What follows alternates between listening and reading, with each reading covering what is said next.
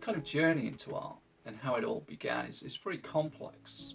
But my dad was a caricaturist. He did a lot of cartoons of football players, and he was very much an illustrator more than anything. But I found this print that my dad had in the cupboard when I was about 5, 6 years old, and it was a print of the Mona Lisa, and I was fascinated by this idea that someone can paint with mud and chemicals and, you know, an actual person, you know, because initially at that point you think it's some kind of photograph. I guess it kind of obsessed me and fascinated me in many ways. And I guess from that point onwards, I started to draw a lot.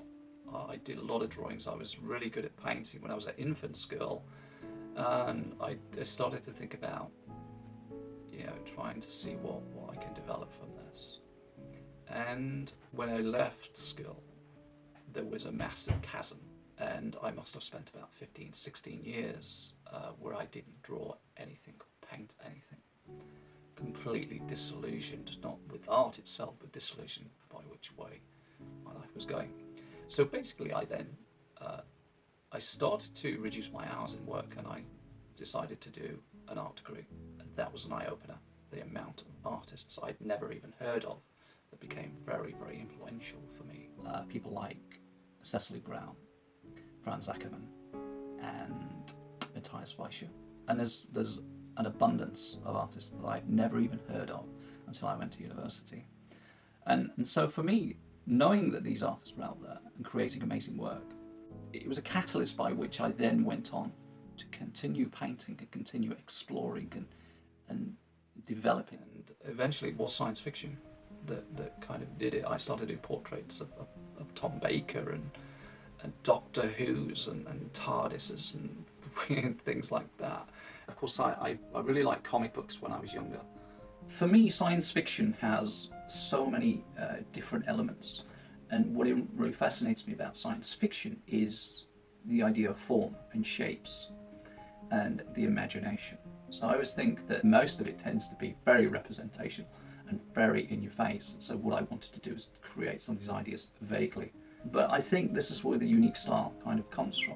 I think it's an unexplored area, and I'm not sure why it's unexplored, but the idea of taking even something as simple as a telephone box and putting it into a science fiction setting was always something that I found quite interesting. So I think that a lot of artwork is static, and I think science fiction has this ability to be much more moving and much more energetic than I think a lot of other forms. So what I want to do is allow the viewer to create their own narratives, their own stories.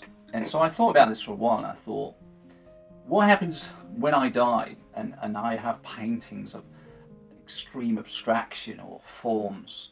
What I want from this is to allow the audience to create their own narrative, to engage with it more than, say, 5 to 20 seconds, to give the audience their own stories and get them to be creative. Because I think that's very important. I think it's the idea of creating something and they continue the creation. So I like this idea that someone could actually write a short story based on my paintings. And I've thought about doing this myself, to be honest, but I kind of like this idea that I'm giving something to the audience that allows the ambiguous narrative in there, allows them to then participate and take that idea and build on it and move it on, as opposed to thinking about something formalistically, which is just cemented there right in front of you. And that seems to be something I wanted to move away from.